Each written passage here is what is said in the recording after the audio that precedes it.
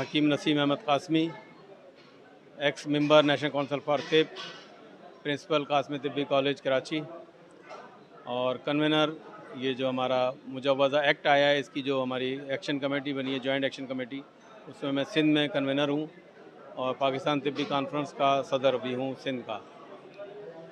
इस वक्त जो मसला है जो हमारा जिसमें हमने आज ये एहतजाज और वो सारा हमारा ये चल रहा था, उसका जो मकसद है एक मुजव्वज़ा ड्राफ्ट जो वज़ारत सेहत ने हमारी कौंसलों को भेजा है और उनकी मीटिंगें की हैं, उसमें एक नया मुजव्वज़ा जो ये ड्राफ्ट लाना चाह रहे हैं, एक नई कौंसल बना रहे हैं और जो हमारी 1965 की UAH 1965 के तहत हमारी कौंसलें हैं, नेशनल काउंसिल फॉर तिब और नेशनल काउंसिल फॉर होम्योपैथी, इसको ज़म कर रहे हैं, उसके अंदर मर्जर कर रहे हैं और उसका नाम दे रहे हैं जनाब national traditional complementary alternative system of medicine 2024।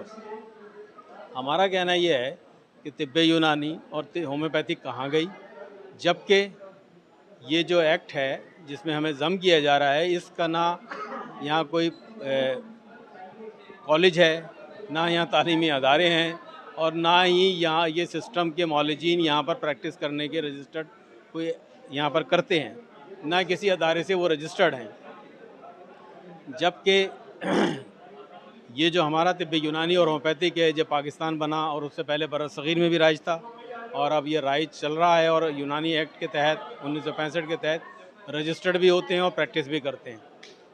इसके अलावा पाकिस्तान की 80% आबादी इसी तरीके इलाज से इस्तेफ़ादा भी हासिल करती है, तो ये सस्ता भी इलाज है और लोगों का आज़मूदा भी है और हमारा इंसानी फितरत के ऐन नज़दीक और ऐन मुताबिक है। तो ऐसे इलाज को ख़त्म करने के लिए हम इनको बिल्कुल भी इजाज़त नहीं दे रहे, ना देंगे। इसके लिए हमारी जद्दोजहद है और इंशाअल्लाह हम इसमें कामयाब होंगे। हमारा ये कहना भी है, माज़रत चाहता हूँ, कि ये जो मुजव्वज़ा एक्ट लाया जा रहा है ये 18वीं तरमीम के भी बरखिलाफ़ है। इसको हमारे सियासतदान और सूबे समझें, क्योंकि जो भी आर्टिकल अगर आप चेंज करेंगे, कोई एक्ट चेंज करेंगे, तो मुश्तरका मफादात कौंसल इसकी अप्रूवल देगी, वज़ीर-ए-आज़म उसका हेड होगा। उनकी अप्रूवल के बग़ैर ये बिल मुजव्वज़ा पेश ही नहीं किया जा सकता। ये आप देख लीजिएगा कि ये ऐसे ही इसका हाल होगा जैसे पहले भी साहब का ये लोग करते रहे हैं, मिनिस्ट्री के लोग। कुछ सवाल ये है कि आपको नहीं लगता कि जिस तरह टिप में होना चाहिए था जितना काम नहीं हुआ है, इसका रीज़न ये हो सकता है? जैसे कि आपने लोग कहते हैं कि जी इसके अंदर तिब में वैसा काम नहीं हुआ या ये ज़वाल की तरफ है और इसको इसमें बदनामी है, मैं कहता हूँ ऐसा नहीं है। हुकूमत वक्त ने इस पर फंडिंग ही नहीं की है। हुकूमत वक्त हमें 11 लाख रुपए कौंसल को देती है सालाना।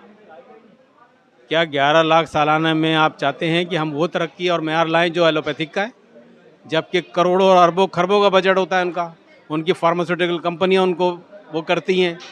या हमारी दवा साजी की सनत को तबाह किया जा रहा है ड्रैप के नाम पे, या हमारे तिब्बी यूनानी को कोई वो मौलिजीन को कोई वो नहीं है, अदारों को तिब्बी अदारों को कोई वो बेनिफिट नहीं देती है गवर्नमेंट, कोई उनकी सरपरस्ती नहीं करती है।